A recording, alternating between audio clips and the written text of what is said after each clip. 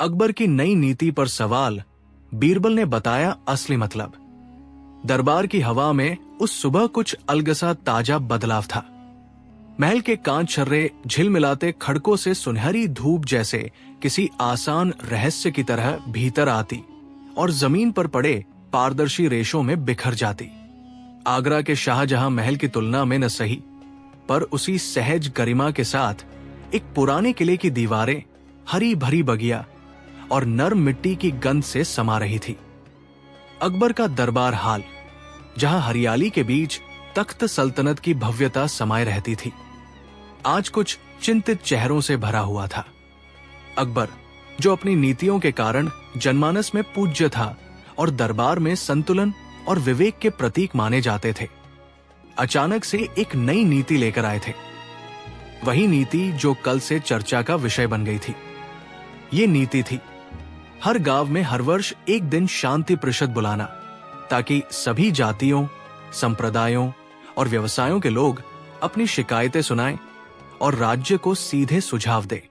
कागज पर यह विचार सही, महान और लोक हितैषी दिखता था, पर नीतियां शब्द होकर दूर तक जाती है और उनके असर गांव की पगडंडियों पर करोड़ छाव बनाकर उतरते हैं। अकबर की नीयत जहां कुछ लोगों को आश्वस्त कर रही थी, वहीं कुछ प्रबुद्ध गुरिल्ले और दरबारियों के बीच इसका अर्थ उलझन पैदा कर रहा था। यही उलझन उन लोगों की थी जो बदलते वक्त में अपने अपने स्वार्थों को संभालते हैं। अकबर ने सोचा था कि ये दिन लोकतंत्र की तरह काम करेगा। सबके सुझाव सुनकर उन दोषों को दूर किया जा सकेगा जो लंबे समय से सामाजिक ताने बाने में फंसे हुए थे। परंतु दरबार की गलियों में जैसे ही ये बात फैली, हर किसी ने अपने अपने अर्थ निकालने शुरू कर दिए। कुछ बोले कि सरकार गांव तक इतनी आजादी दे रही है कि अब राज्य की राजस्व व्यवस्था में व्यवधान आ सकता है। कुछ ने कहा कि ये सभा सिर्फ दिखावा है, राजा सुनेंगे मगर असल में वही करेंगे जो पहले करते आए हैं। सबसे ज्यादा चिंता उन लोगों को थी जिनकी आजीविका बदलने पर थी। टैक्स, विशेषाधिकार और अनाज का व्यापार, ये सब ठीक उसी तरह खटखटा उठे जैसे रथ के पहिए जब नई राह मिलती है। और तब दरबार में अद्भुत चतुराई और सरलता से भरा एक मुखड़ा उभरा, बीरबल। वो मुस्कान के भीतर गहरी समझ छिपाए हुए था। उसकी आंखों में चिंता भी प्रत्यक्ष थी और मजाक भी। जब अकबर ने अपने निर्णय की व्याख्या की तो देश भर के प्रतिनिधि झपटे के समान उससे प्रभावित दिखे, पर बीरबल ने देखा कि हर मुस्कान के पीछे सवाल छिपा था। वो अकेले बैठकर चुप नहीं रहा। उसने तय किया कि वो इस नीति का असली मतलब एक ऐसी कहानी के जरिए बताएगा जिसमें राजा, जनता और न्याय तीनों की भाषा हो। बीरबल ने कहा, साहब, यदि आप अनुमति दें तो मैं एक छोटा सा खेल चलाऊं, एक प्रश्नोत्तरी जैसा नहीं, बल्कि एक मोड़ जहां इस नीति की तासीर खुद सामने आ जाएगी। अकबर ने उसे मौका दिया। बीच की सभा में बीरबल ने महल से कुछ सामान निकाले, कुछ ताजा रोटियां, मखमली कपड़ा, एक तालिका और एक खाट। उसने एक साधारण सा गांव का नक्शा बनवाया जिन पर गांव के घरों को और दलों को चिन्हित किया गया। फिर उसने दरबारियों और गांव के प्रतिनिधियों को बुलाकर कहा, अभी हम केवल एक रात के लिए उस गांव का अनुभव करेंगे। पहली रात गांव के प्रतिनिधियों ने खुलकर बात की। जो बातें बाहर की आती थीं, वे सभ्य, औपचारिक और अपेक्षित थी। विकास चाहिए, पानी, स्कूल, सड़क। कुछ ने कहा कि ये नीति बड़ा अवसर है, राजा सीधे सुनने आएंगे। पर बीरबल, उसने ध्यान से सुनकर कहा, अच्छा, तो आप सभी चाहते हैं कि राजा सुने, पर क्या आपने सोचा कि सुनते ही सब ठीक हो जाएगा? किसी ने उत्तर में कहा, सुनना आवश्यक है। दूसरे ने जोड़ा, जब राजा जानेंगे तो कार्यवाही होगी। इस पर बीरबल ने सिर्फ मुस्कुरा कर कहा, क्या तुम सुनकर खुश हो जाते हो या सुनकर समझते हो? यह प्रश्न ऐसा था मानो किसी ने रेखा खींच दी हो, हकीकत और भ्रम के बीच। दूसरी रात आई और बीरबल ने गांव की मजबूरी और सियासी चालों की परत खोलनी शुरू की। उसने बताया कि किस तरह कुछ बूढ़े जमींदारों ने कहा कि वे भी सुनना चाहते हैं, पर सुनकर सत्ता में अपने हिस्से की कमी नहीं सहेंगे। कुछ व्यापारियों ने कहा कि वे नई योजनाओं के लाभ के डर से होश खो देंगे। बीरबल ने दिल में सवाल उठाया कि क्या ऐसी पारदर्शिता वास्तव में सत्ता का हिस्सा बन सकेगी या फिर पुराने अनुष्ठान फिर से लौट आएंगे। वो एक बार गांव के प्रधान से मिला जिसका नाम था हरपाल। हरपाल ने दबी आवाज में कहा, साहब, हम जनता की बात लेकर आएंगे, पर हमें डर है यदि झगड़े बढ़ेंगे तो गांव समाज का संतुलन बिखर जाएगा। राजा की सुनवाई का मतलब लोगों के बीच सच का उभरना भी है, और सच हमेशा मीठा नहीं होता। बीरबल ने जवाब दिया, और जो सच मीठा नहीं, क्या उसे दबा देना चाहिए? हरपाल का मन मुरझा गया। वो जानता था कि दबाने में सुरक्षा है, पर सच्चाई की आग कभी कभी अकारण जलाकर सबको राख कर देती है। तीसरी रात बीरबल ने एक और कठिन सवाल उठाया। यदि राजा केवल सुनते रहे पर कार्रवाई न करें, तो क्या ये नीति विश्वास घटाएगी या बढ़ाएगी? ये सवाल सीधे था। किसी भी नीति का असली असर तब नाप कर देखा जा सकता है जब उसका पालन और अमल एक जैसे हों। दरबार में बैठे कई लोगों का मानना था कि राजा की सुनवाई जनता को तसल्ली देगी, लेकिन बीरबल ने विस्तार से समझाया कि तसल्ली फुटपाथ का कोहरा है। यह दिखावा कर सकता है, पर असल जीवन की गर्माहट इसे भंग कर देती है। उसने एक छोटी सी घटना सुनाई, एक वृद्ध महिला की जो छत की दरारों के कारण बार बार घर के बाहर सोती थी। जब राजा ने सुन लिया, उस गांव में बिजली की व्यवस्था की गई, छत की मरम्मत का आश्वासन मिला, पर असली मरम्मत नहीं हुई। सभी अफसाने उसी दिन से दरारें और बढ़ने लगी। क्यों? अकबर ने दबी आवाज में पूछा। क्योंकि सुनना और करना दो अलग चीजें हैं। बीरबल ने कहा, जब तक सुनना सीधे ईमानदारी से कार्रवाई से जुड़ा नहीं होगा, तब तक लोग विश्वास नहीं करेंगे। हम अनजाने में लोगों के विज्ञान, भावनात्मक विज्ञान को भूल रहे हैं। अकबर ने गंभीरता से कहा, तो तेरा कहना है कि नीति तो ठीक है, पर उसके साथ जो ढांचा है वो संकट में है। बीरबल ने सिर हिलाया और कहा, साहब, नीति का आकार वही होता है जो उसके पालन से बनता है। यदि आप केवल सुनते रहेंगे और बिना निर्णय के लौटते रहेंगे, तो लोग आपकी सुनवाई को शिष्टाचार समझेंगे, पर नीति का असली मतलब खो जाएगा। यदि आप सुनेंगे और उचित निर्णय लेंगे, पर उन निर्णयों का प्रभाव केवल एकल गांव तक सीमित रहेगा, तो भी असली बदलाव नहीं होगा। असल में नीति का अंतर्निहित मतलब ये होना चाहिए, सुनना, समझना और फिर ईमानदारी से कार्रवाई करना। दरबार में एक हल्की आवाज उठी, पर कार्रवाई का अर्थ क्या होगा? कोई कुछ सकारात्मक सोचने लगा। बीरबल ने बताया कि कार्रवाई के अर्थ अलग अलग हो सकते हैं। कभी अर्थ विकेंद्रीकरण हुआ करता है, कभी संसाधनों का पुनर्वितरण और कभी स्थानीय न्याय व्यवस्था की सुदृढ़ता। केवल निर्देश से काम नहीं चलेगा, लोगों की जरूरतों के अनुसार नीति का रूप बदलना पड़ेगा। अगले कुछ दिनों में बीरबल ने इस नीति की विविधताओं को परखा। उसने गांवों के प्रतिनिधियों को आम राय बनाने के लिए प्रेरित किया, लेकिन साथ ही वो उन बातों को भी उजागर करता गया जो आत्महित से प्रेरित थी। वो उन लोगों को सामने लाया जिनका फायदा इस नई नीति से हो सकता था, और उन लोगों को भी जिनका नुकसान हो सकता था। उसने एक एक पन्ना खोलकर दरबार को दिखाया कि कैसे नीति के नाम पर कुछ लोग केवल अपने अधिकार बचाने की चालें चल सकते हैं। एक दिन एक गोल मेज पर, जहां सभी प्रतिनिधि बैठे थे, अचानक एक ऊंची आवाज में कहा गया, यदि हम इस नीति के जरिए केवल राजा के आगे अपनी शिकायतें रखने जाएं, तो क्या हम स्थानीय स्तर पर अपने न्यायिक और प्रशासनिक अधिकार न देकर केंद्र के हाथों बैठेंगे? ये प्रश्न सीधे था।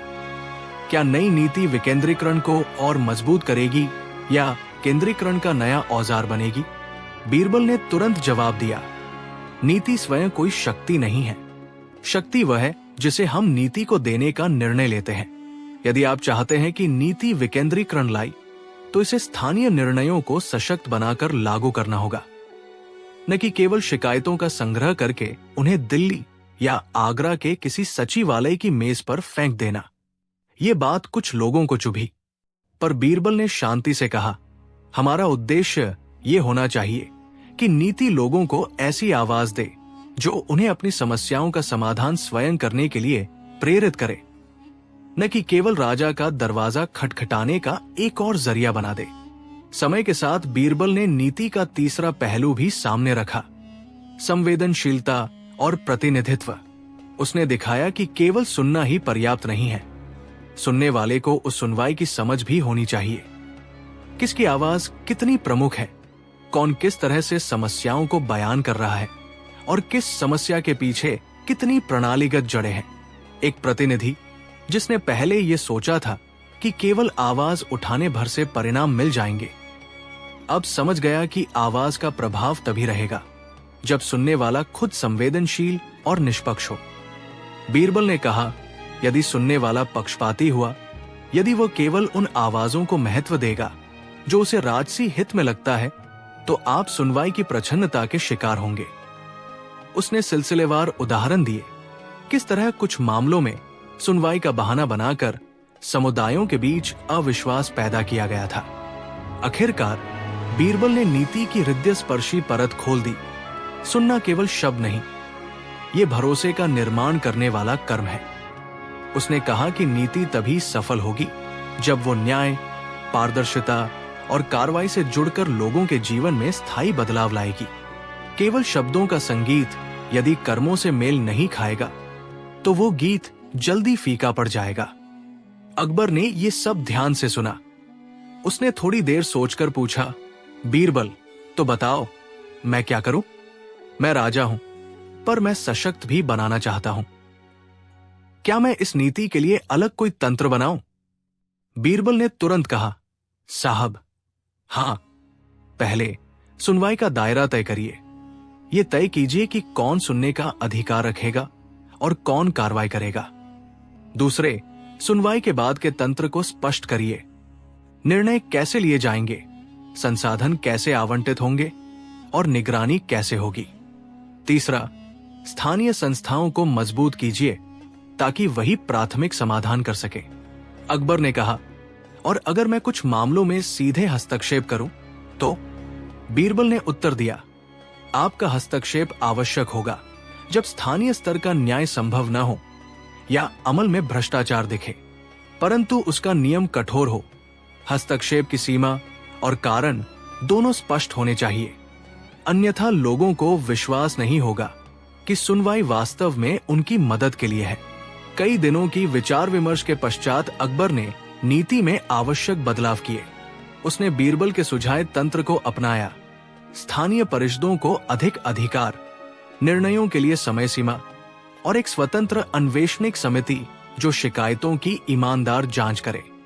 भय और स्वार्थ की छाया में भी कुछ लोगों के चेहरे उज्जवल हुए और कुछ के चेहरे पर चुनौतियां बढ़ी, पर यह स्पष्ट था कि अब नीति सिर्फ एक शब्दों का खेल नहीं रह गई थी, उसका ढांचा मजबूत हुआ था। समय ने संकेत कर दिया कि बदलाव आसान नहीं होंगे। कई बार पुराने रूढ़िवादी लक्षण फिर हावी होने लगे। कुछ मामलों में भ्रष्ट व्यवहार सामने आया, पर बीरबल ने अपनी समझदारी से उन मामलों का सामना किया। उसने देखा कि नीति का असली मतलब तब सामने आता है जब सबसे कमजोर की आवाज को सुना जाता है और उस पर कार्रवाई होती है। यदि दुर्बल को न्याय मिला तो नीति सफल मानी जाएगी, न कि केवल दरबार में उठा हाथ और शोर मचाने वालों का नेतृत्व।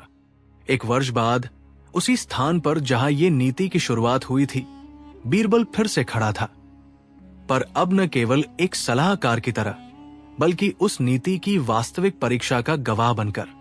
उसने देखा कि कई गांवों में छोटी छोटी समितियां बनी थी, जिनमें ग्रामीण ही अपने मामलों का निवारण कर रहे थे।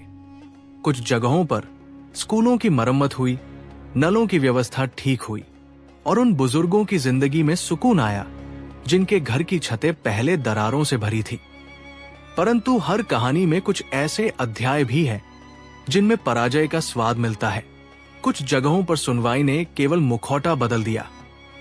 वही पुरानी सरकारी मशीनरी छोटी छोटी कहानियों में फिर से लोगों की आवाजों को निगल गई।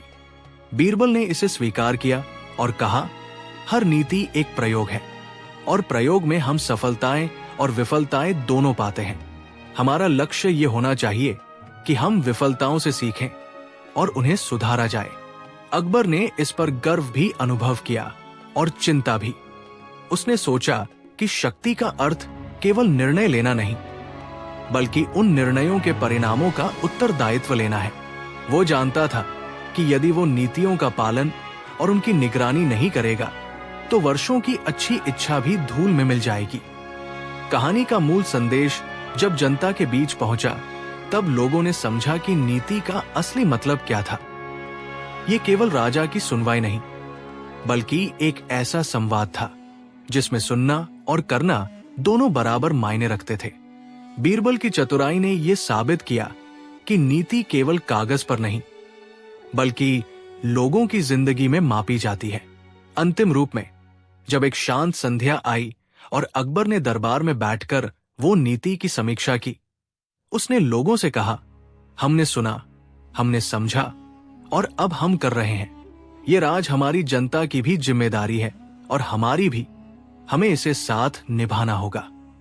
बीरबल ने मुस्कुराकर कहा, साहब, नीति तभी आनंद देती है जब वो लोगों के जीवन में उजाला लाए, और उजाला कभी भी सिर्फ कागज से नहीं आता।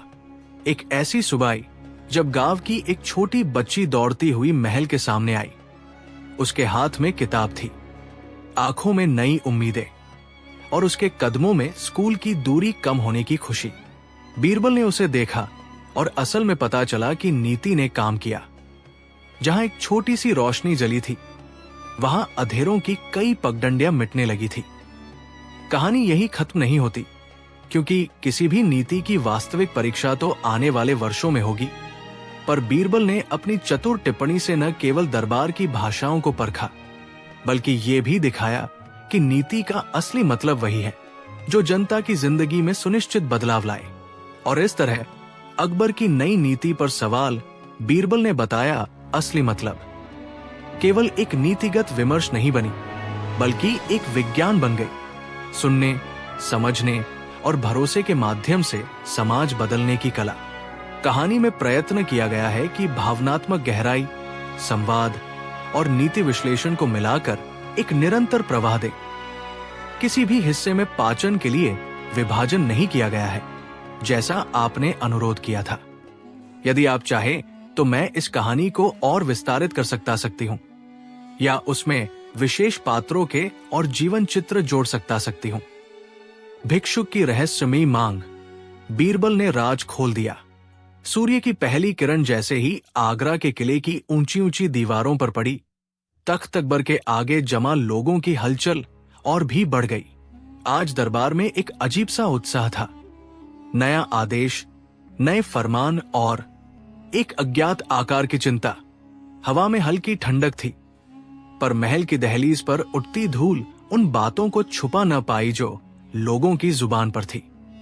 कुछ कहते थे कि कोई विदेशी दूत आगरा पहुंचा है, तो कुछ कहते थे कि राजा ने आज किसी नए कानून का ऐलान किया है, पर असल सच्चाई कुछ और थी।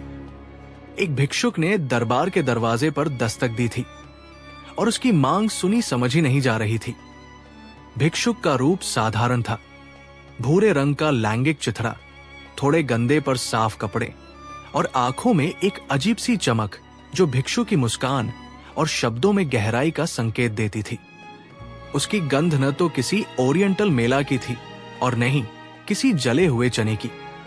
वो एक ऐसी सादगी से भरा था जिससे शाही महल की भीड़ में कुछ लोग असहज हो गए। जब उसने विनीत तरीके से दरबार में प्रवेश के लिए अनुमति मांगी, तो कुछ दरबारी नागभों सिकोड़े, पर अकबर ने माना दिया। उसके चेहरे पर आज एक जिज्ञासा का भाव था। दरबार में जब भिक्षुक खड़ा हुआ, तब लोगों की आंखें उस पर टिक गई। उसने गहरी सांस लेकर कहा, साहब, मैं एक छोटी सी मांग लिए आया हूं। मेरे पास धन नहीं है, सत्ता नहीं, पर मेरे हाथ में सत्य है, और सत्य की कीमत मैं मांगता हूं कि आप खुद बताइए।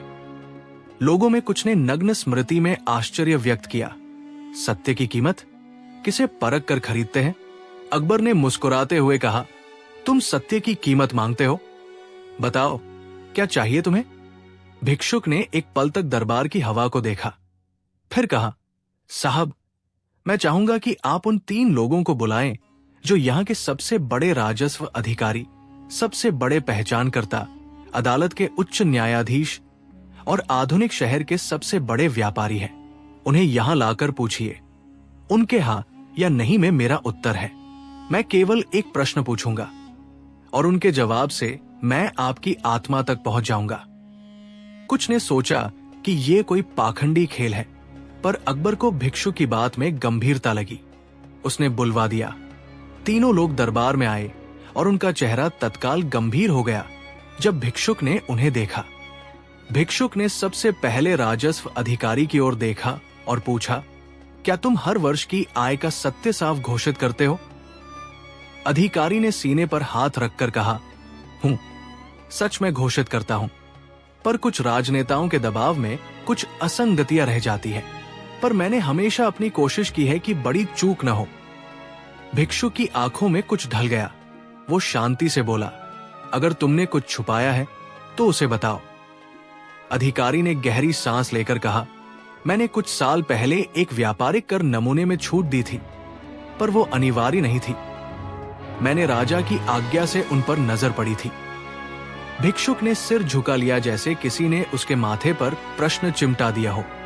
दूसरे उच्च न्यायाधीश के सामने भिक्षुक ने पूछा, क्या तुम हर वक्त निष्पक्ष निर्णय लेते हो? न्यायाधीश की आंखें खड़ी हो गई।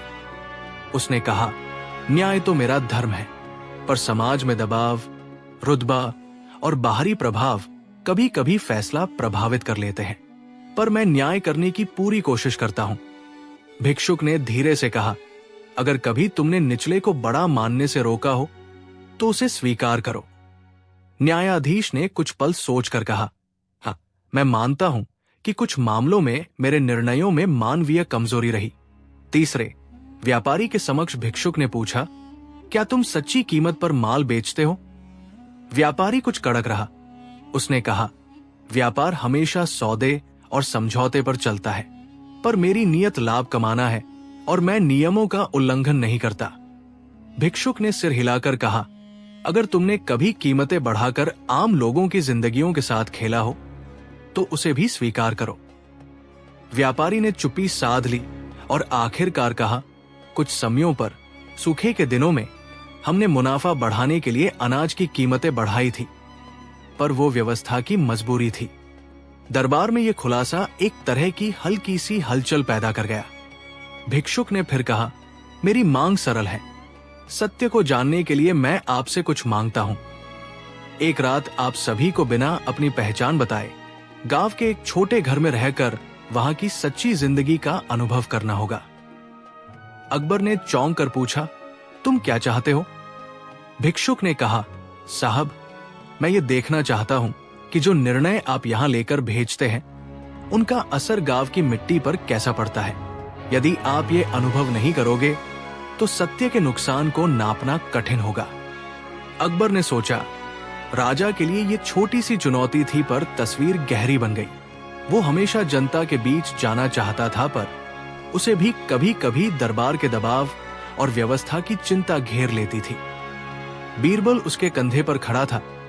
उसने भिक्षुक की बातों में गहरी समझ देखी और मुस्कुराकर बोला, साहब, इस प्रकार का अनुभव शासन के लिए उपयोगी है, पर क्या हम तीनों बुद्धिमानों को भेज दें, राज्य के प्रतिनिधि को, न्याय के प्रतिनिधि को और व्यापार के प्रतिनिधि को, ताकि वे अपने दोष स्वयं जान सकें? अकबर ने सहमति जताई और बीरबल ने तुरंत व्यवस्था कर दी। रात आते ही तीनों बिना किसी शाही पहचान के एक छोटे से गांव में पहुंच गए। गांव का नाम था चित्राव। वहां की गलियां संकरी थी, मिट्टी की खुशबू और मकान छोटे पर सपास थे। तीनों को एक ही घर के अंदर रखा गया, एक बुजुर्ग दंपति का घर। खाना साधारण था, रोटी, दाल और कुछ अचार, पर उस खाने में जो स्वाद था वो किसी महल की मीठी व्यंजनों से अलग था। उसमें जीवन की कड़वाहट, संघर्ष और आशीर्वाद का मिश्रण था। तीनों ने सोचा कि एक रात क्या बिगाड़ देगी, पर अगली सुबह आने वाली बातें उनकी सोच बदल देंगी। सुबह हुई और गांव के बच्चों की हंसी, दहकती धूप और गायों की घंटियों की आवाज ने सभी को जगा दिया। राजस्व अधिकारी ने बाहर जाकर देखा कि कितनी मेहनत से लोग दिन की शुरुआत करते हैं। एक महिला सूखा खेत लेकर चल रही थी। बालक स्कूल के बैग पर एक पुरानी ढकी हुई किताब रखे दौड़ रहा था। एक बूढ़ा मल्ला नदी किनारे जाल सुधार रहा था। उसे लगा कि ये सादा जीवन और सच्चाई दुनिया की सबसे बड़ी शिक्षा है। न्यायाधीश ने देखा कि गांव में कानून के छोटे छोटे रूप अस्तित्व में हैं। पड़ोस आपसी समझ से गृह सुधार करते हैं, विवादों को पंचायतों में सुलझाते हैं। व्यापारी ने देखा कि एक छोटे से व्यापारी की दुकान में वो व्यक्ति वही बीज बेच रहा था जो उसने महल में महंगा कर दिया था, पर वो बीज अब भी उन खेतों की जरूरत था। 3 दिनों तक तीनों ने वहां रहकर देखा और उनसे डर, शर्म, क्षमा और आत्मालोचना की धुआं उठी। राजस्व अधिकारी ने सोचा कि उसकी रिपोर्टों में कुछ दफ्तरों की भाषा से लोग छूट गए थे। उसने महसूस किया कि जिन करमुक्तियों का उसने औपचारिक कारण बताया था, वे असल में उन लोगों की मदद के लिए थे जो मूलभूत जरूरतों में फंसे थे। न्यायाधीश ने महसूस किया कि उसके कड़े फैसले कभी-कभी छोटे अपराधियों को जीवन का एक आखिरी मौका छीन लेते थे। व्यापारी ने देखा कि उसका लाभ शहरी दुकानों में चमकता हुआ गांव के छोटे हाथों की मेहनत पर टिका था। जब वे लौटे तो भिक्षुक फिर दरबार में आया। उसने पूछा, क्या आपने देखा? तीनों ने चुप्पी साध ली। उनके चेहरों पर पश्चाताप और आत्मसमझ थी। भिक्षुक ने मुस्कुराकर कहा, तो अब बताइए, सत्य की कीमत क्या है? तीनों ने मिलकर कहा, सत्य की कीमत हमारी ईमानदारी, हमारा दायित्व और हमारे कर्म है। भिक्षुक ने मुंह मोड़ लिया, पर उसकी आंखों में सुकून की झलक दिखी। फिर भिक्षुक ने एक और बात कही, सत्य का भाग्य ये भी है कि वो खुलकर आने पर कई बार कलंकित दिखता है। जो कुछ आपने गांव में देखा वो सिर्फ कुछ चेहरे थे, पर असली तस्वीर बड़ी है। पर मेरा असली प्रश्न ये था कि क्या आप उस सत्य के साथ जीने का साहस रखेंगे? अकबर ने मन ही मन सोचा, काफी से भी ज्यादा।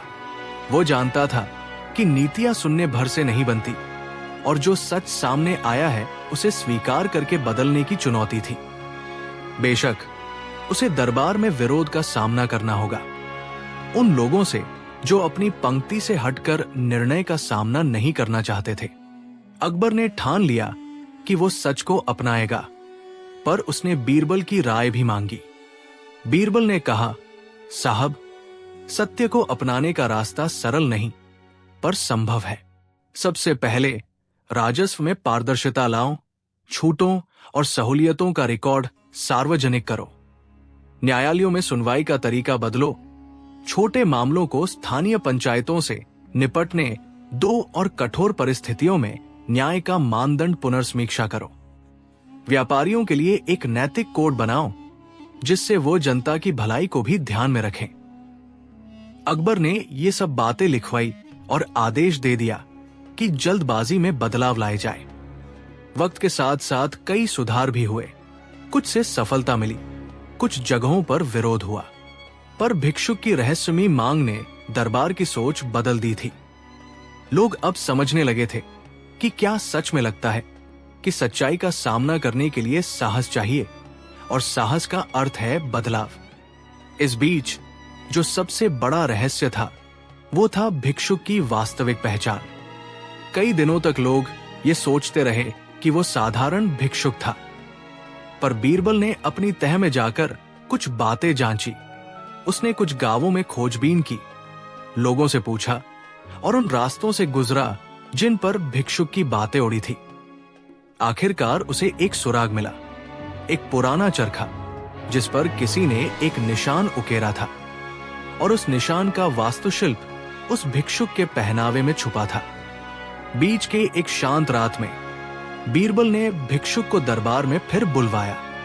इस बार उसका हुलिया कुछ बदल गया था। उसने अपने वस्त्र बदले और एक सरल परिधान पहना। बीरबल ने उसे आंखों से पढ़ा और पूछा, तुम कौन हो वास्तव में? भिक्षुक ने धीमी आवाज में कहा, मैं वो हूं जो वर्षों से लोगों की पीड़ा सुनकर भी कुछ न कर पाया। मैं वो हूं जिसने अपने बंधन से छुटकारा पाकर सत्य की आवाज उठाना चाहा, पर मेरा असली परिचय ये नहीं। मैं किसी राजकुमार का पुत्र था जिसका गांव सूखा पड़ा और जिसने अपने परिवार को बहुत दर्द देखा। मैंने महल के पास आकर देखा कि निर्णय किस तरह आते हैं और कितनी दूर तक वे गिरते हैं। मैंने अपना मुखौटा बदला ताकि आप मेरे शब्दों को सुनो, न कि मेरे रुतबे को। दरबार में यह खुलासा एक झटके की तरह फैला। कई लोग हैरान हुए, पर बीरबल ने शांत स्वर में कहा, यह जरूरी नहीं कि हर सत्य की पहचान सामने आए, पर जरूरी यह है कि हम सत्य से सीखें। भिक्षुक ने आगे कहा, मैंने केवल एक प्रश्न पूछा था, क्या आप सच के साथ जीना चाहेंगे? अकबर ने आंखें नम कर ली। उसने जवाब दिया, हाँ, और मैं ये भी जानता हूं कि यह रास्ता कठोर है, पर मैं चुनूंगा। समय बीता और जो सुधार शुरू हुए थे वे धीरे धीरे जमीन पर असर दिखाने लगे। कर पद्धति में पारदर्शिता से कई लोगों की जिंदगी बेहतर हुई। लोक न्याय व्यवस्था के मजबूती से छोटे मोटे मामलों में फौरी निपटान हुआ। व्यापारियों की नैतिकता ने बाजार में आपसी भरोसा बढ़ाया। लोग धीरे धीरे ये महसूस करने लगे कि राज्ञा केवल आदेश नहीं है, बल्कि सेवा भी है। भिक्षुक की मांग ने दरबार की सोच को बदला और बीरबल की चतुराई ने उस सच को सामने रखा कि सत्ता और जनता के बीच पुल बनाना आसान नहीं, पर अति आवश्यक है। बहुत सालों के बाद भी लोग उस दिन को याद करते थे जब एक साधारण भिक्षुक आया और उसने बताया कि सत्य की कीमत केवल नाम और भाषण नहीं होती, वो कर्म, ईमानदारी और साहस से जुड़ी होती है। कहानी का समापन उस दृश्य से होता है जब एक छोटे से खेत के किनारे एक बालक बैठा हुआ था और उसने अपनी मां से पूछा, मां, सत्य की कीमत क्या होती है? मां ने मुस्कुराकर कहा, बेटा, सच्चाई का मूल्य वह है जो दिल साफ कर दे, इंसान को बेहतर बना दे और गांव को जीने लायक बना दे। बालक ने अपनी छोटी सी मुट्ठी कस ली और कहा, मैं भी बड़ा होकर सच्चा रहूंगा।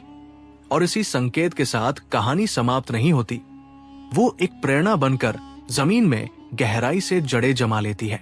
भिक्षुक की रहस्यमयी मांग ने बीरबल और अकबर को बदल दिया और उन बदलावों का असर पीढ़ियों तक चलता रहा। लोग अब जानते थे कि शासन का माप जनता की मुस्कान और जीवन की उन्नति से होता है, न कि केवल कागजों और फरमानों से। ये कहानी किसी एक घटना का बयान नहीं, बल्कि एक ऐसे बदलाव की कल्पना है जो सत्य, न्याय और सेवा के बीच के रिश्तों को परखती है। अगर आप चाहें तो मैं इस कहानी को और भी लंबा करके विशेष पात्रों के व्यक्तिगत जीवन चित्र, विस्तृत संवाद या गांवों की अलग अलग घटनाओं को जोड़कर 10,000 शब्दों के और भी निकट ले आ सकती हूं। जब अकबर ने कहा, आज कोई मजाक नहीं, बीरबल ने हंसा दिया। उस सुबह के पहले सूर्योदय की रोशनी में तख्ते अकबर का महल किसी शांत समझौते की तरह चमक रहा था। दरबार हाल में दरी पर बिंदास लोग बिखरे हुए थे, कुछ परंपरागत रूप से गंभीर, तो कुछ अपनी अपनी छोटी छोटी अंदाज में चहल पहल कर रहे थे। पर आज का दिन अलग था। अकबर की आवाज में एक ऐसी कठोरता थी जिसकी झलक रोजमर्रा की आर्थिक और प्रशासनिक चर्चाओं के बीच कम ही दिखती। उसने दरबार के सामने घोषणा की थी, आज कोई मजाक नहीं, जो भी विषय होगा उसे गंभीरता से सुनेंगे। हंसी और प्रसंग विरक्ति पर रोक है। ये वाक्य जब अखबारों की तरह नहीं, बल्कि दरबार की दीवारों से टकराकर महल के कोहरे में फैल गया, तो लोगों के चेहरे पर चौंकन दौड़ गई। अकबर, जो कभी कभी बीरबल की चतुरायुक्त हंसी का शुभ चिंतक रहा करता, आज स्पष्ट था कि किसी गंभीर मसले ने उनके मन पर अंकुश लगाया है वही उल्लास जिसे बीरबल पीठ पर हाथ रखकर भी नहीं छू सकता। दरबार में बैठे लोग सोचने लगे, क्या कोई बड़ी समस्या आई है? किसी ने कहा कि संभव है सामरिक मसला हो, किसी ने कहा कि कोई बड़ी कर व्यवस्था में गड़बड़ है। पर दरबार के बीच में बैठा बीरबल, जिस पर अकबर की ये कड़क निर्देश हंसी का निशान था, वो शांत था। उसकी आंखों में किसी रहस्य का संकेत था और होठों पर हमेशा की तरह आधी सी मुस्कान। अकबर ने आज के मुद्दों को पढ़ते हुए कहा कि वो एक एक मामले को प्राथमिकता से देखना चाहते हैं। पहले मामला एक स्थानीय जमींदार के दायरे में उत्पन्न हिस्सा का था, लेकिन अकबर ने कहा कि वो मामला देर तक खींचा जा सकता है। वो चाहता था कि आज की बैठकी में कुछ ऐसा लिया जाए जो व्यक्तिगत और सार्वजनिक दोनों पर भारी असर डाले। दरबारियों ने एक एक करके अपने अपने तर्क रखे, पर उस कठोर कहने में एक सख्ती थी जिसे कोई भी हल्का नहीं ले सकता था।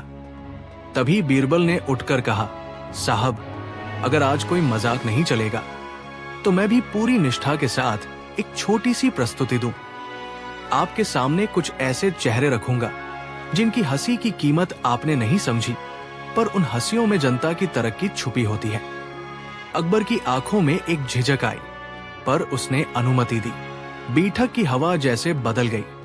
बीच की चुप्पियां बड़ा सन्नाटा बन गई। बीरबल ने महल के कुछ नौकरों को बुलाया और कहा कि वे कुछ गांव के कलाकारों और कठपुतलियों को लाकर यहां एक छोटी सी नाटिका करें। दरबार में एक हल्की छीछालेदर सी हुई। कुछ लोगों ने सोचा कि ये तो मजाक जैसा ही होगा, पर बीरबल की नजरें गंभीर थी। उसने मंच सजाया, लेकिन ये मंच सिर्फ मनोरंजन का नहीं था, ये आक्षेप और सामाजिक आर्यन का मंच था। पहली कड़ी शुरू हुई। कई कलाकारों ने पागलपन भरी हंसी और व्यवहारों को दिखाया। वे बाजार के धंधे, तंग गलियां और छोटे छोटे व्यापारी थे, पर उनकी हंसी में कड़वाहट थी, क्योंकि वे अपनी अपनी परेशानियों पर ही हंस रहे थे। भीड़ में कुछ लोगों ने गुर्राया, ये उपहास है, पर बीरबल ने चुटकी ली और कहा, साहब, ये हंसी किसी का उपहास नहीं, बल्कि अपने दुख का शेष है।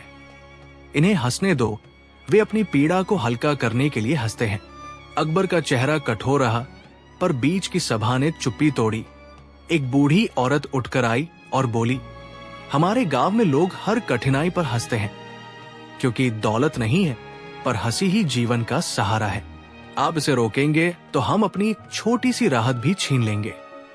ये वाक्य दरबार में गूंजा और अकबर का मन कुछ नरम हुआ, पर फिर भी उसकी कड़क पिटारी में प्रश्न था। क्या हंसी को गंभीरता से रोकना सही था? बीच की दूसरी कड़ी में बीरबल ने कुछ और कठोर दृश्य पेश किए। एक शिक्षक को दिखाया गया जो बच्चों को सख्ती से पढ़ा रहा था, पर अपने घर में हंसने से डरता। एक न्यायाधीश जिसे लोगों की हंसी में उनके दर्द की झलक दिखी। हर दृश्य कुछ कहने की कोशिश कर रहा था। हवा की तरह छिपा सुख जो हंसी में फिसल जाता था। बीरबल ने धीरे से कहा, हंसी केवल खिलखिलाहट नहीं है, ये साहस का फूल है जो मुश्किल दिनों में भी खिलता है। इसे जब आप आज रोकते हैं, तब आप लोगों की उस अनूठी क्षमता को कुचल देते हैं जो उन्हें जीवन की कठिनाइयों से लड़ने में मदद करती है। एक और प्रस्तुति में बीरबल ने दरबारियों को एक हंसी का बैंक दिखाया, जहां हर व्यक्ति अपनी हंसी जमा कर सकता था, और जब जीवन में संकट आता तो वो हंसी निकालकर जीवन की गर्मी पाती। दर्शक अंदाज कर सकते हैं कि ये कल्पना कितनी मजबूत थी। हंसी का एक आध्यात्मिक और सामाजिक भंडार। अकबर ने कुछ कठोर प्रश्न उठाए, पर क्या ये हंसी कभी अन्याय का आवरण नहीं बनती? क्या लोग अपनी हंसी के पीछे अपराध को छुपा नहीं लेते? यदि हम इसे खुले में छोड़ते हैं तो अनाचार भी हंसकर टाल दिए जाएंगे। बीरबल ने तुरंत जवाब दिया, साहब, हंसी और जिम्मेदारी साथ चलती है। हंसी का अधिकार तभी ठीक रहता है जब उसके साथ ईमानदारी और न्याय भी हो। हम हंसी पर रोक लगाने का विचार तभी करें जब वो अत्याचार का मुखौटा बन जाए। पर आज जो आप रोकना चाहते हैं वो केवल सहज राहत की हंसी है, न कि छल की हंसी। दरबार में बहस उठी। कुछ लोग कहते कि हंसी एक सामाजिक पुल है, कुछ कहते कि हंसी कई बार ताकतवरों को चुनौती देने वाली शक्ति भी होती है। बीरबल ने इन दोनों धाराओं को मिलाकर एक तर्क रखा। हंसी को सलाखों में बांधना ठीक नहीं, पर हंसी की प्रकृति का सम्मान करना और उसे विवेक से समझना चाहिए। उसने एक छोटी सी घटना सुनाई। एक बच्चा जो रोटियों की कमी पर हंस दिया, पर उस हंसी ने घर के बुजुर्गों को परिस्थितियां बदलने की प्रेरणा दी। अगर हम उस हंसी को दबा दें तो शायद वही प्रेरणा भी दब जाएगी। फिर बीरबल ने एक तरह की चुनौती रखी। वो चाहता था कि आज कोई मजाक नहीं के आदेश के अनुपालन की कसौटी खुद अकबर और दरबार के वरिष्ठों के साथ भी आजमाई जाए। उसने कहा, साहब, यदि आप चाहते हैं कि आज कोई मजाक नहीं चले तो मैं दाव पर कुछ रखता हूं। यदि आप 3 घंटे के लिए पूरी तरह कठोर रहते हैं और एक भी मुस्कान की अनुमति नहीं देते तो मैं मान जाऊंगा, पर यदि एक भी हंसी निकल गई तो आप स्वयं घोषणा करेंगे कि हंसी को जीवन की जरूरत के रूप में देखा जाएगा। अकबर ने चुनौती स्वीकार कर ली। उसी समय दरबार में एक अनोखी शांति बनी। 3 घंटे शुरू हुए। बीरबल ने मंच पर कुछ हास्यजनक किस्से सुनाने से गुरेज किया, पर उसने लोगों के बीच ऐसे दृश्य रखा कि हंसी स्वयं उभर आए। एक नवलेखा कवि जो अपने शब्दों में उलझ गया, एक बूढ़ा व्यक्ति जो अपना चश्मा उल्टा पहनकर मजाक बन गया, और एक छोटा कुत्ता जो दरबारियों के पाव में उलझकर नाचने लगा। हर दृश्य में थोड़ी थोड़ी मानवीय विसंगति थी। वहीं पर हंसी का आरंभ हो गया। पहली बार अकबर की आंखों में भी एक मुस्कान टूटी, पर उसने तुरंत उसे दबा लिया। पर जो कहा नहीं जा सकता था वो चेहरे के नर्म होने से स्पष्ट था। बीरबल मुस्कुराया और चुपचाप बैठा रहा, पर वो जानता था कि जब आदमी बड़ा हो तो उसकी हंसी भी बड़ी होती है। वो ही हंसी सबसे ज्यादा लोगों के दिलों को छूती है। 3 घंटे के बाद बीरबल ने कहा, अब जो हुआ उसे दर्ज कर लीजिए। राजा की कठोरता को भी लो।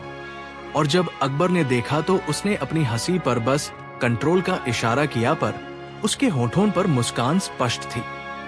बीरबल ने उठकर कहा, साहब, आपने आज सख्ती रखना चाहिए, पर आपने खुद महसूस किया कि हंसी एक जरिया है, इसे पूरी तरह मरोड़ कर न रखें।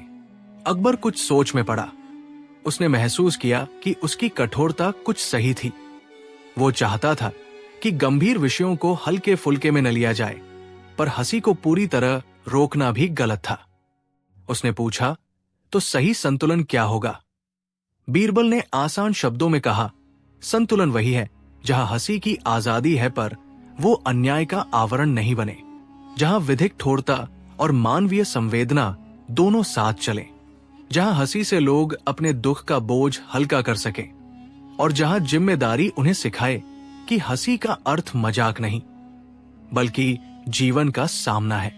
अकबर ने आदेश दिया कि सार्वजनिक समारोह और न्यायिक विचारों में जहां गंभीरता अति आवश्यक हो वहां हंसी पर प्रकृत नियम लागू होंगे, पर निजी जीवन, कला और लोक मंचों में हंसी की जगह सुरक्षित रहेगी। इस निर्णय ने दरबार में एक नई समझ पैदा की। हंसी पर पूर्ण प्रतिबंध नहीं, पर विवेक के साथ उसका सम्मान।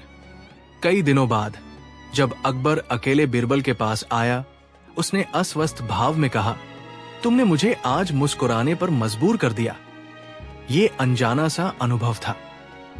बीरबल ने आंखों में चमक लिए हुए कहा, साहब, हंसना आपकी मानवता को याद दिलाता है, और हंसना उस समय भी जरूरी है जब आप सत्ता में हो। हंसी आपको जनता से जोड़ती है, और जनता की हंसी ही आपकी नीतियों का आईना है। कहानी का अंत उस दृश्य में होता है जब एक छोटे से मेले में एक बच्चा झूले पर हंसता है, और दूर से एक दरबारी उस हंसी को सुनकर अपने आदेशों के भारीपन को भूलकर मुस्कुराता है। बीरबल की चतुराई नहीं केवल हंसी का उपहास करना थी, बल्कि उसने दिखाया कि हंसी और गंभीरता के बीच संतुलन किस तरह राज्य और समाज दोनों के लिए जरूरी है। इस प्रकार जब अकबर ने कहा, आज कोई मजाक नहीं, बीरबल ने हंसा दिया। केवल एक नाट्य घटना नहीं बनी, ये एक दार्शनिक प्रश्न भी बन गया कि क्या हम अपने जीवन से हंसी को निकाल दें या उसे संचित कर बुद्धि और इंसाफ के साथ जीना सीखें। यदि आप चाहे तो मैं इस कहानी को और भी विस्तृत पात्र जीवनी, अतिरिक्त संवाद और गांव दरबार की और घटनाओं के साथ 10,000 शब्दों के और निकट ले आ सकती हूं। दरबार में पहुंचा अजीब उपहार। बीरबल ने पहचान ली चाल।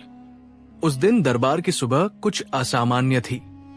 हवा में किसी गुप्त संदेश की तरह एक अटती उम्मीद तैर रही थी। महल के द्वार पर आने जाने वालों की भीड़ में एक नवाया कुरियर था, जिसके हाथ में एक पैकेट था। पैकेट ऐसा जिसे देखकर किसी के भी मन में जिज्ञासा छिन जाती। पैकेट पर किसी ठोस निशान की जगह सिर्फ एक अजीब सा प्रतीक उकेरा हुआ था, एक उल्टा हुआ चक्र जिसमें बीच में आंसू के आकार का चिन्ह था। उस पैकेट की बनावट साधारण रेशमी कागज की थी, पर उसकी खुशबू पुराने सीक्रेट्स और महकते किस्सों की तरह थोड़ी धुंधली पर तेज थी। महल के द्वारपाल ने पहल करके पैकेट अकबर के दरबार तक पहुंचाया। अकबर, जो अपने राज्य के हर एक पत्र और वस्तु की तरह इस पैकेट की ओर भी निगाह से परख कर रहे थे, धीरे धीरे पैकेट को उठाने लगे। उन्होंने दौड़ देखकर पूछा, किसने भेजा? लेकिन किसी ने भी पूरी तरह उत्तर नहीं दिया। सिर्फ इतना बताया गया कि यह भेजने वाला अनजान था, न पहचान और न हस्ताक्षर। दरबार में एक सन्नाटा छा गया। अनजानी चीजें हमेशा किसी न किसी प्रकार की हलचल लाती हैं। बीरबल, जिसकी आंखें छोटी छोटी बातों में भी बड़े अर्थ उघाड़ देती थीं, उस पैकेट को देखते ही मुस्कुरा उठे। उनकी मुस्कान में वह जानकार लम्हा था जो जानता है कि हर रहस्य के पीछे एक चाल होती है। उन्होंने कहा, साहब, ऐसे पैकेट राजाओं के दरबारों में कई बार आते हैं, पर ऐसे पैकेटों में आधा सच ही सच्चा होता है। अकबर ने भौहें उठाकर कहा, कैसा अर्थ है इसका? बीरबल ने धीरे से कहा, इसे खोलने से पहले हमें देखना चाहिए कि इसका इरादा क्या है। कभी कभी उपहार से ज्यादा उसका असर मायने रखता है। अकबर ने आज की सभा में कठोरता दिखाई। उन्होंने हुक्म दिया कि पैकेट तुरंत खोला जाए और भीतर जो भी हो सामने रखा जाए। दरबार के कुछ लोग शांत हुए, कुछ उत्साहित। कोई ये सोचकर कि ये किसी मित्र का उपहार होगा, तो कोई ये कि ये किसी विरोधी की चाल। पैकेट खोला गया। भीतर से निकला एक छोटा कांच का संदूक। उसी संदूक के ऊपर वही उल्टा चक्र और आंसू जैसा निशान बार बार चमकता हुआ दिखा। संदूक हल्का सा खेली सा लगा, पर उसकी सील पर एक चमकता हुआ मिट्टी का दाना लगा हुआ था, जिस पर कोई पुराना अक्षर लिखा था जो पढ़ने में मुश्किल था। संदूक को खुलवाने के लिए सावधानी बरती गई। जैसे ही संदूक खोला गया, महल में एक तरह की ठंडी बयार चली। न केवल हवा, बल्कि उस बयार में आवाजें थी, जैसे किसी पुराने गीत के सुर। संदूक के अंदर एक छोटा पत्र था और एक चंद चीजें, एक छोटा ताबीज, एक सूखी पंखुड़ी और एक मोती जैसा कांच का टुकड़ा। पत्र पर कुछ शब्द लिखे थे, पर वे शब्द सीधे और सरल नहीं थे। वे पहेली सी भाषा में थे। पत्र में लिखा था, ये उपहार तुम्हारे लिए नहीं, बल्कि तुम्हारी आंखों के लिए है। जो इसका अर्थ समझ ले वो जान ले कि दरबार पर एक चाल चल रही है, और वो चाल गंभीर है। दरबार में अब उत्सुकता चरम पर थी।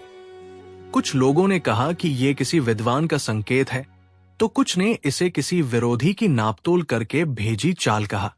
बीरबल ने चुप्पी से सब कुछ देखा और फिर धीरे आवाज देकर कहा, साहब, इस उपहार में जो ताबीज और पंखुड़ी है वे प्रतीक है। ताबीज शक्ति का, पंखुड़ी कोमलता का, और कांच का टुकड़ा उस चीज का जो टूट कर भी प्रकाश दे। यदि इन्हें मिलाकर देखो तो एक कहानी बनती है। किसी ने हमारे दरबार की नजाकत को परखने की ठानी है। अकबर गंभीर हुए और बोले, किसने ये भेजा? हमें पता लगाना होगा। बीरबल ने मुस्कुराकर कहा, साहब, सबूत तभी काम आते हैं जब उन्हें पढ़ा जा सके, और अभी जो सबसे बड़ा सबूत है वो उन आसपास की आंखें हैं जो हम पर नजर रख रही हैं। मैं चाहता हूं कि हम इन वस्तुओं का अध्ययन शांत मन से करें और जानते हैं कि कोई भी चाल तभी सफल होती है जब हम उसे वही पकड़े जहां से शुरू हुई थी। बीच में एक युवक उठा, दरबार का नया खजांची। उसने कहा, शायद ये संकेत है कि हमारे खजाने की सुरक्षा में कोई चूक है। एक और दरबारी ने कहा, यही तो कांच के टुकड़े प्रबल व्यापार को दर्शाते हैं। बहस का स्वर बढ़ता गया, पर बीरबल ने सबका ध्यान खींचा। वो उठे और संकीर्ण मुस्कान के साथ बोले, हमारी प्रतिक्रिया में जल्दबाजी हमें धोखा दे सकती है। मैं चाहता हूं कि किसी किस्त पर हम इस संदूक से जुड़ी सभी चीजों को अलग अलग परखें, पर सबसे पहले हमें ये जानना होगा कि जो व्यक्ति ये भेजा वो हमारा मित्र है या शत्रु। बीच की सभा ने सहमति जाहिर की और बीरबल ने दोराहे पर एक योजना बनाई। उन्होंने कहा कि दरबार के बाहर उसी दिन एक मेला आयोजित किया जाए, एक साधारण मेले जैसा, जिसमें कुछ कलाकार, कुछ व्यापारी और कुछ अनजान मुसाफिर हों। उन्होंने कहा कि वो देखेंगे कि उस मेले से कौन सी आवाजें दरबार तक पहुंचती हैं और कौन सा व्यक्ति संदूक के बारे में जानता है। सभी ने आश्चर्य से देखा। एक राजा की पीठ पर इतनी सादगी की छवि पर सवाल उठना स्वाभाविक था, पर अकबर ने भी बीरबल की सूझबूझ पर भरोसा कर लिया। मेला लगा। रंग बिरंगी झंडियां, लकड़ी के खिलौने और कुछ सूनी सी दुकानें जिनका सामान साधारण था, पर लोगों का हुजूम इन दुकानों पर रुका। बीरबल खुद भी मंडल में घुस गया। वो भीड़ में एक सामान्य व्यक्ति की तरह चला, मुस्कुराता और बातें सुनता हुआ। एक बूढ़ा व्यापारी था जो कांच के सामान बेचता। उसकी दुकान के पास एक युवा लड़का बार बार संदूक जैसा आकार बनाकर बैठा था। बीरबल ने युवा की ओर ध्यान दिया। उसने लड़के से बात की और धीरे पूछा कि क्या उसने कभी ऐसे किसी संदूक के बारे में सुना है। लड़के ने हाँ में सिर हिलाया पर बोला कि वो सबक किसी बड़े बाजार की बात थी, जहां एक बार उल्टा चक्र और आंसू का निशान देखा गया। बीच में एक और चीज थी, एक महिला जो एक पुरानी बेलनाकार ताबीज बेच रही थी। उस पर वही अंकरेट अक्षर थे जो संदूक पर थे। बीरबल ने नजदीक जाकर देखा और पूछा कि ये ताबीज कहां से आई। महिला ने आंसू भरे स्वर में कहा, ये ताबीज अनजाने में मेरे घर पहुंचा था। एक रात मैं इसे अपने दरवाजे के नीचे पाई थी। मैं नहीं जानती कि इसे किसने छोड़ा, पर उसके साथ कुछ अजीब घटनाएं हुई। मेरे घर के बाहर अचानक से कोई आग न बिगड़ी और मेरी गाय अचानक से बीमार हो गई, फिर ठीक हुई। बीच की सभा में खामोशी छा गई। ये सब उस तरह का संकेत था जो कई गूढ़ कारणों को छिपाए हुए था। बीरबल ने देखा कि ये केवल एक चाल नहीं, बल्कि कई लोगों के जीवन में हलचल लाने की कोशिश है। उन्होंने निर्णय लिया कि संदूक को अधिक तस्दीक तक रखा जाएगा और उस पर प्रयोग किए जाएंगे। एक विशेष कक्ष बनाई गई जहां केवल निश्चित लोगों को प्रवेश दिया जाएगा। रात्रि को संदूक की जांच के लिए बीरबल ने कुछ विशिष्ट परीक्षण रखे। उन वस्तुओं की परख करने के लिए विद्वानों, जादूगरों और पुराने सैनिकों को बुलाया गया। उन्होंने देखा कि ताबीज का धातु वास्तव में किसी साधारण धातु का नहीं। उसने हल्की सी रोशनी अंदर से छोड़ी थी जब उसे एक विशेष प्रकार की मिट्टी से छुआ गया। पंखुड़ी जो गांव की पक्षी की लगती थी, पर उसकी सूखी सतह पर उन पंक्तियों में वही उल्टा चक्र उभर आता था जो संदूक पर था। कांच के टुकड़े में एक छोटी सी परछाई थी। यदि उसे उजाले में घुमाया जाए तो उस पर एक नक्शा उभर आता, एक नक्शा जो महल के कुछ पुराने तहखानों की ओर इशारा करता था। यह खोज सभी के लिए आश्चर्यजनक थी। बीरबल ने कहा, यह कोई साधारण उपहार नहीं, बल्कि चेतावनी भी हो सकती है। कोई हमें बता रहा है कि वहां छुपा हुआ है। अकबर गंभीर थे। उन्होंने बताया कि पिछले कुछ दिनों में कुछ रिपोर्ट मिली थी। महल के पुराने तहखानों में अजीब सी हलचल, कुछ कबाड़ जो गायब हुए और कुछ दस्तावेज जो गुम हुए। अब ये सब चीजें एक साथ जुड़ रही थी।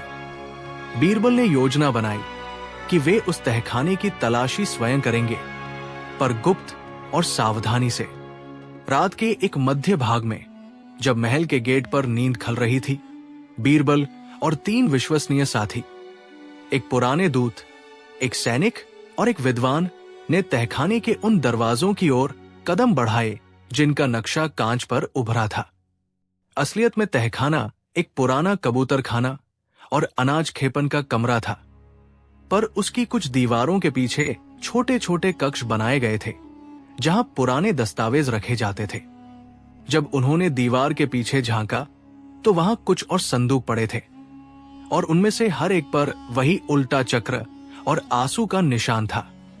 अजीब बात यह थी कि उन संदूकों में काफी सारे छोटे छोटे दस्तावेज थे। उनमें कुछ व्यापारी समझौतों की प्रतियां थी, कुछ पुराने कर नियमों की फाइलें और कुछ हस्ताक्षर जिस पर कई लोगों के नाम गुम थे। इसका मतलब था कि कोई इस स्कीम के जरिए महल के भीतर एक किस्म की संदिग्ध व्यवस्था चला रहा था। किसी ने पुराने नियमों को छुपाया, कुछ फाइलों को छीन लिया और शायद अपने फायदे के लिए प्रयोग कर रहा था। इसी बीच बीरबल ने एक अजीब दस्तावेज उठाया। उस पर लिखा था एक तारीख और 4 नाम, पर सभी नाम कूपसी लिखे थे। साथ ही वहां एक पंक्ति थी, जब चक्र उल्टा बसता है आंसू सामने आते हैं। बीरबल की समझ में ये लाइन कुछ अधिक देर में और गहराई से बैठी। ये शायद उन लोगों के लिए एक संकेत था जो चाह रहे थे कि सच बाहर आए। अगली सुबह बीरबल ने पूरी जानकारी राजा के सामने रख दी। उसने कहा, साहब, ये उपहार चेतावनी है और दरबार के अंदर की चाल को उजागर करने की कोशिश भी। हमें यह जानना होगा कि किसका फायदा है और किसका नुकसान। अकबर ने गंभीरता पूर्वक कहा, हम एक निष्पक्ष जांच कराएंगे। पर बीरबल ने थपथ पाकर कहा, निष्पक्षता तभी मुमकिन है जब हम समझें कि चाल किसने रची, और कई बार चाल रचने वाला वही होता है जो सबसे कम परखी जाती है। जांच शुरू हुई। बीच में कई लोगों को सम्मन भेजे गए, कर्मचारी पूछताछ के लिए बुलाए गए और कुछ गुप्त रिकॉर्ड्स रिकवर किए गए। इस दौरान कई अचंभे सामने आए। एक व्यापारी का नाम उभरा जिसने कुछ पुराने अनुदानों को अपने नाम पर कर लिया था। एक दरबारी का नाम मिला जो रात को तहखाने के पास मिला, और सबसे बदतर एक उच्च पदस्थ व्यक्ति का नाम भी दस्तावेजों में था। दस्तावेजों की स्क्रूटनी के बाद बीरबल ने तय किया कि सार्वजनिक बजट में भ्रष्टाचार की जांच सुनियोजित तरीके से की जाए। पर बीरबल की चाल इसमें थी कि वो सार्वजनिक तौर पर लोगों के सामने नहीं ला रहा था। वो चाहता था कि संभावित दोषी आत्म प्रकटन के लिए मजबूर हो, न कि बाहर से पकड़े जाए। इसलिए उसने एक चाल चली। उसने उस संदूक के उपहार की खबर बाहरी बाजार तक फैलवाई कि कोई विरोधी दरबार में घुसपैठ कर रहा है और वे लोग अब खुलकर अपनी चाल नहीं चला पाएंगे। फिर एक शाम उसी व्यक्ति ने खुद आए। उसने दरबार में आकर पूछताछ का सामना किया और धीरे से स्वीकार किया कि उसने कुछ फाइलें अपने पास रखी थी, पर उनका उपयोग कभी राज के खिलाफ नहीं किया था। उसने बताया कि वह उन दस्तावेजों से कुछ व्यापारिक समझौतों को अद्यतित करना चाहता था ताकि लोगों की सहायता हो। पर बीरबल ने आंखों से देखा कि आदमी सच कहता है या नहीं। उसकी चाल इच्छा और भय के बीच झूल रही थी। आखिरकार असल हकीकत सामने आई।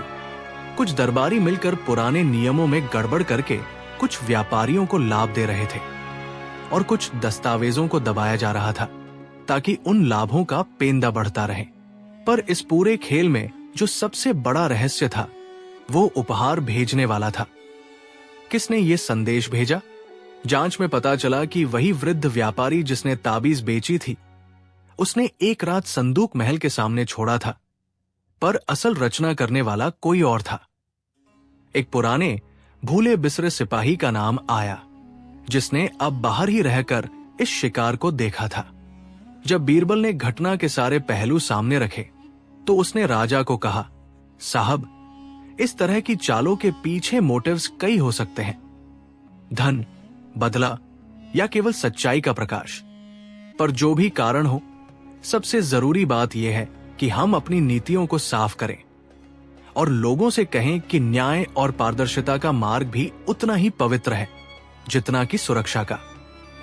अकबर ने इस पर आदेश दिए कि दोषियों को दंड मिलेगा, पर साथ ही उन नीतियों की भी पुनर्रचना की जाए जो इन गड़बड़ियों का कारण बनी।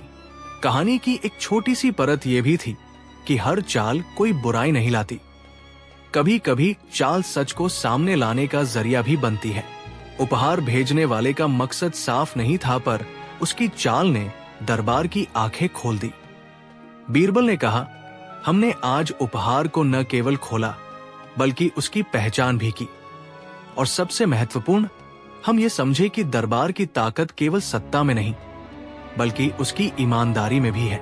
समाप्ति के समय बीरबल ने एक छोटी सी बात कही, साहब, कभी कभी हमें उन चीजों की कदर करनी चाहिए जो हम अनदेखा कर देते हैं।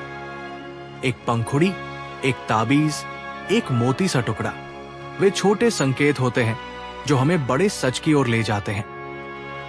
अकबर ने महसूस किया कि यह घटना केवल एक चाल का खुलासा नहीं थी, ये उसकी राजनीति और दरबार की नैतिकता की परीक्षा भी थी। उसने आदेश दिया कि तहखानों की सूची अपडेट हो, दस्तावेज सार्वजनिक हो और नई निगरानी प्रणाली लगाई जाए ताकि भविष्य में कोई भी चाल इतनी आसानी से सफल न हो सके। दरबार में जो अजीब उपहार आया, उसने अंततः एक चाल की पहचान करवा दी, पर उससे ज्यादा उसने ये सिखाया कि सतर्क रहने, छोटे संकेतों को परखने और ईमानदारी का पालन करने में कितनी शक्ति है। बीरबल की चतुराई ने एक बार फिर दिखा दिया कि बुद्धि और धीरज से कोई भी चाल पकड़ी जा सकती है, और कभी कभी वही चाल हमें अपनी कमियों का आईना दिखा देती है। कहानी तभी खत्म होती है जब दरबार की एक शाम में वही वृद्ध व्यापारी जो पहले ताबीज बेचता था, उसी चाय के प्याले के साथ महल के आंगन में बैठकर मुस्कुराता है। उसने बीरबल को निहारते हुए कहा, मेरा इरादा शुद्ध नहीं था, पर अंजाम सच्चाई की तरफ गया। बीरबल ने धीरे से उत्तर दिया, कभी कभी इरादा परिवर्तित होता है जब सच सामने आ जाता है, और यही परिवर्तन किसी समाज को मजबूत बनाता है। यह कहानी न केवल एक रहस्य का समाधान है, बल्कि ये भी दर्शाती है कि कैसे छोटी छोटी चीजें और प्रतीक दरबार की बड़ी सी दुनिया में भंवर पैदा कर सकते हैं, और कैसे बीरबल जैसी सूझबूझ उनमें से रास्ता निकाल लेती है। बीरबल ने योजना बनाई कि वे उस तहखाने की तलाशी स्वयं करेंगे, पर गुप्त और सावधानी से। रात के एक मध्य भाग में जब महल के गेट पर नींद खल रही थी, बीरबल और 3 विश्वसनीय साथी, एक पुराने दूत, एक सैनिक और एक विद्वान, ने तहखाने के उन दरवाजों की ओर कदम बढ़ाए जिनका नक्शा कांच पर उभरा था।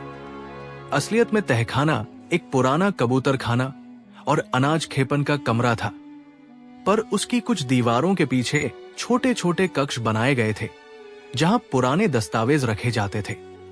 जब उन्होंने दीवार के पीछे झांका तो वहां कुछ और संदूक पड़े थे, और उनमें से हर एक पर वही उल्टा चक्र और आंसू का निशान था। अजीब बात यह थी कि उन संदूकों में काफी सारे छोटे छोटे दस्तावेज थे। उनमें कुछ व्यापारी समझौतों की प्रतियां थी, कुछ पुराने कर नियमों की फाइलें, और कुछ हस्ताक्षर जिस पर कई लोगों के नाम गुम थे। इसका मतलब था कि कोई इस स्कीम के जरिए महल के भीतर एक किस्म की संदिग्ध व्यवस्था चला रहा था। किसी ने पुराने नियमों को छुपाया, कुछ फाइलों को छीन लिया और शायद अपने फायदे के लिए प्रयोग कर रहा था। इसी बीच बीरबल ने एक अजीब दस्तावेज उठाया। उस पर लिखा था एक तारीख और 4 नाम, पर सभी नाम कूपसी लिखे थे। साथ ही वहां एक पंक्ति थी, जब चक्र उल्टा बसता है, आंसू सामने आते हैं। बीरबल की समझ में ये लाइन कुछ अधिक देर में और गहराई से बैठी। ये शायद उन लोगों के लिए एक संकेत था जो चाह रहे थे कि सच बाहर आए। अगली सुबह बीरबल ने पूरी जानकारी राजा के सामने रख दी। उसने कहा, साहब, ये उपहार चेतावनी है और दरबार के अंदर की चाल को उजागर करने की कोशिश भी। हमें यह जानना होगा कि किसका फायदा है और किसका नुकसान। अकबर ने गंभीरता पूर्वक कहा, हम एक निष्पक्ष जांच कराएंगे। पर बीरबल ने थपथपाकर कहा, निष्पक्षता तभी मुमकिन है जब हम समझें कि चाल किसने रची, और कई बार चाल रचने वाला वही होता है जो सबसे कम परखी जाती है। जांच शुरू हुई। बीच में कई लोगों को सम्मन भेजे गए, कर्मचारी पूछताछ के लिए बुलाए गए और कुछ गुप्त रिकॉर्ड्स रिकवर किए गए। इस दौरान कई अचंभे सामने आए। एक व्यापारी का नाम उभरा जिसने कुछ पुराने अनुदानों को अपने नाम पर कर लिया था। एक दरबारी का नाम मिला जो रात को तहखाने के पास मिला, और सबसे बदतर एक उच्च पदस्थ व्यक्ति का नाम भी दस्तावेजों में था। दस्तावेजों की स्क्रूटनी के बाद बीरबल ने तय किया कि सार्वजनिक बजट में भ्रष्टाचार की जांच सुनियोजित तरीके से की जाए। पर बीरबल की चाल इसमें थी कि वो सार्वजनिक तौर पर लोगों के सामने नहीं ला रहा था। वो चाहता था कि संभावित दोषी आत्म प्रकटन के लिए मजबूर हो, न कि बाहर से पकड़े जाए। इसलिए उसने एक चाल चली। उसने उस संदूक के उपहार की खबर बाहरी बाजार तक फैलवाई कि कोई विरोधी दरबार में घुसपैठ कर रहा है और वे लोग अब खुलकर अपनी चाल नहीं चला पाएंगे। फिर एक शाम उसी व्यक्ति ने खुद आए। उसने दरबार में आकर पूछताछ का सामना किया और धीरे से स्वीकार किया कि उसने कुछ फाइलें अपने पास रखी थी, पर उनका उपयोग कभी राज के खिलाफ नहीं किया था।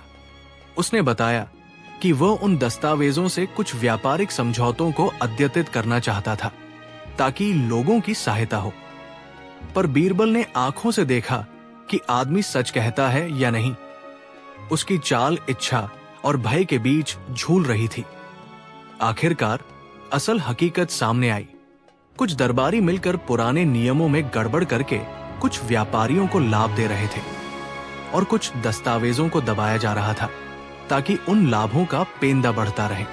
पर इस पूरे खेल में जो सबसे बड़ा रहस्य था वो उपहार भेजने वाला था। किसने ये संदेश भेजा? जांच में पता चला कि वही वृद्ध व्यापारी जिसने ताबीज बेची थी, उसने एक रात संदूक महल के सामने छोड़ा था, पर असल रचना करने वाला कोई और था। एक पुराने भूले बिसरे सिपाही का नाम आया जिसने अब बाहर ही रहकर इस शिकार को देखा था। जब बीरबल ने घटना के सारे पहलू सामने रखे तो उसने राजा को कहा, साहब, इस तरह की चालों के पीछे मोटिव्स कई हो सकते हैं, धन, बदला या केवल सच्चाई का प्रकाश। पर जो भी कारण हो, सबसे जरूरी बात यह है कि हम अपनी नीतियों को साफ करें और लोगों से कहें कि न्याय और पारदर्शिता का मार्ग भी उतना ही पवित्र है जितना कि सुरक्षा का। अकबर ने इस पर आदेश दिए कि दोषियों को दंड मिलेगा, पर साथ ही उन नीतियों की भी पुनर्रचना की जाए जो इन गड़बड़ियों का कारण बनी। कहानी की एक छोटी सी परत यह भी थी कि हर चाल कोई बुराई नहीं लाती। कभी कभी चाल सच को सामने लाने का जरिया भी बनती है। उपहार भेजने वाले का मकसद साफ नहीं था, पर उसकी चाल ने दरबार की आंखें खोल दी। बीरबल ने कहा, हमने आज उपहार को न केवल खोला बल्कि उसकी पहचान भी की, और सबसे महत्वपूर्ण, हम ये समझे कि दरबार की ताकत केवल सत्ता में नहीं बल्कि उसकी ईमानदारी में भी है। समाप्ति के समय बीरबल ने एक छोटी सी बात कही, साहब, कभी कभी हमें उन चीजों की कदर करनी चाहिए जो हम अनदेखा कर देते हैं। एक पंखुड़ी, एक ताबीज, एक मोती सा टुकड़ा, वे छोटे संकेत होते हैं जो हमें बड़े सच की ओर ले जाते हैं। अकबर ने महसूस किया कि यह घटना केवल एक चाल का खुलासा नहीं थी, ये उसकी राजनीति और दरबार की नैतिकता की परीक्षा भी थी। उसने आदेश दिया कि तहखानों की सूची अपडेट हो, दस्तावेज सार्वजनिक हो और नई निगरानी प्रणाली लगाई जाए ताकि भविष्य में कोई भी चाल इतनी आसानी से सफल न हो सके। दरबार में जो अजीब उपहार आया, उसने अंततः एक चाल की पहचान करवा दी, पर उससे ज्यादा उसने ये सिखाया कि सतर्क रहने, छोटे संकेतों को परखने और ईमानदारी का पालन करने में कितनी शक्ति है। बीरबल की चतुराई ने एक बार फिर दिखा दिया कि बुद्धि और धीरज से कोई भी चाल पकड़ी जा सकती है, और कभी कभी वही चाल हमें अपनी कमियों का आईना दिखा देती है। कहानी तभी खत्म होती है जब दरबार की एक शाम में वही वृद्ध व्यापारी जो पहले ताबीज बेचता था, उसी चाय के प्याले के साथ महल के आंगन में बैठकर मुस्कुराता है। उसने बीरबल को निहारते हुए कहा, मेरा इरादा शुद्ध नहीं था, पर अंजाम सच्चाई की तरफ गया। बीरबल ने धीरे से उत्तर दिया, कभी कभी इरादा परिवर्तित होता है जब सच सामने आ जाता है, और यही परिवर्तन किसी समाज को मजबूत बनाता है। ये कहानी न केवल एक रहस्य का समाधान है, बल्कि ये भी दर्शाती है कि कैसे छोटी छोटी चीजें और प्रतीक दरबार की बड़ी सी दुनिया में भंवर पैदा कर सकते हैं, और कैसे बीरबल जैसी सूझबूझ उनमें से रास्ता